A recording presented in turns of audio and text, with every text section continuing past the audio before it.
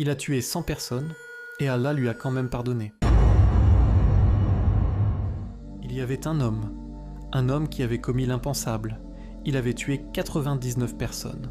Un jour, il ressent une douleur dans son cœur, un vide, et il commence à se poser une question que beaucoup d'entre nous se posent en secret. Est-ce que Dieu pourrait encore me pardonner après tout ce que j'ai fait ? Alors il va voir un moine, et il lui demande « Est-ce que j'ai une chance de me repentir ?» Le moine choqué lui répond « Non, après tout ça, tu es perdu. » Et l'homme, aveuglé par la colère, tue ce moine, sans meurtre, mais il ne s'arrête pas là. Quelque chose en lui continue à lui dire « Reviens à Allah, il n'est jamais trop tard. » Il va voir un vrai savant, un homme de science et de cœur. Il lui pose la même question « Est-ce que j'ai une chance de me faire pardonner après tout ça ?» Et le savant lui répond, sans hésiter « Oui. » Et qui pourrait oser empêcher un serviteur de revenir à son Seigneur ?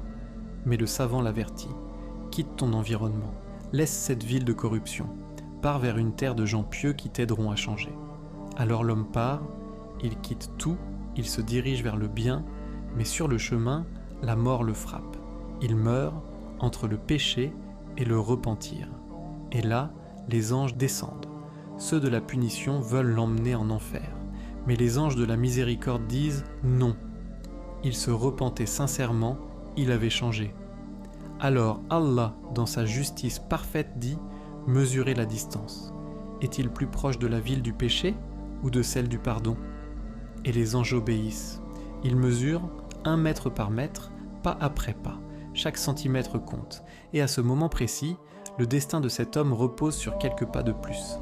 Un souffle, une inclinaison, un détail, et dans sa sagesse, Allah, le tout miséricordieux, ordonne à la terre elle-même « Rapproche-toi de la ville du bien ».